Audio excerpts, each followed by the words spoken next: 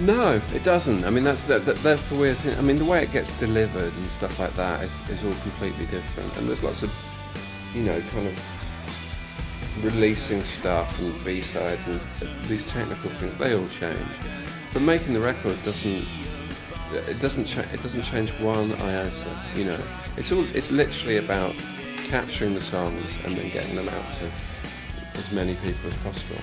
And the way it gets delivered, the way it gets sent out there will change, but the way you feel about music and why you do it and all those things, they don't change at all.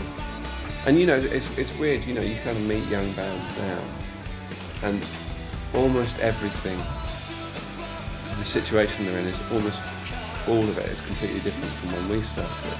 But why they're doing it and what they do is exactly the same.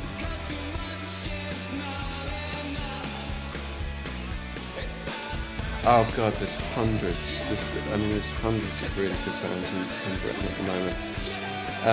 There's a band called Teleman who are supporting us next year, who are really good. There's a band called Dropout Venus I really like.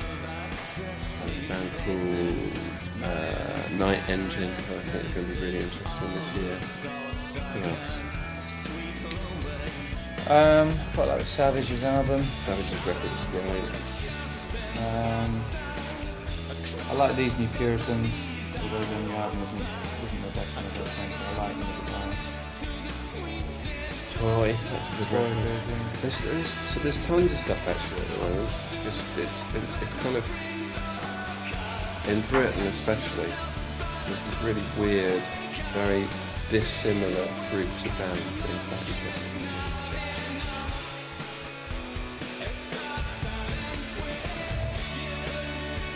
We're really trying not to plan too far ahead, but all I can say is I'm really enjoying playing at the moment. I'm really enjoying making records, so I don't see that stopping anytime soon.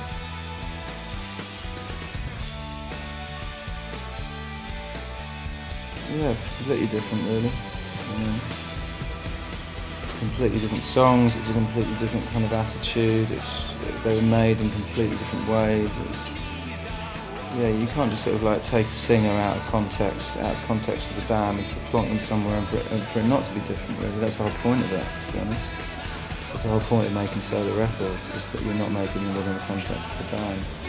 You're giving a lot more freedom when you're making solo records. There's less momentum,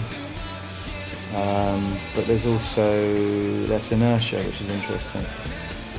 You're much more manoeuvrable as a solo artist. You can just suddenly flit about and change your mind and do odd things. The second solo album I made was just with a cello player, and you could never do that within the context of the band because it would make the band redundant. So I kind of felt as though it was my duty to try new things out when I was making solo records. And I really enjoyed it. And I learned a lot doing it. I'm really glad I did that.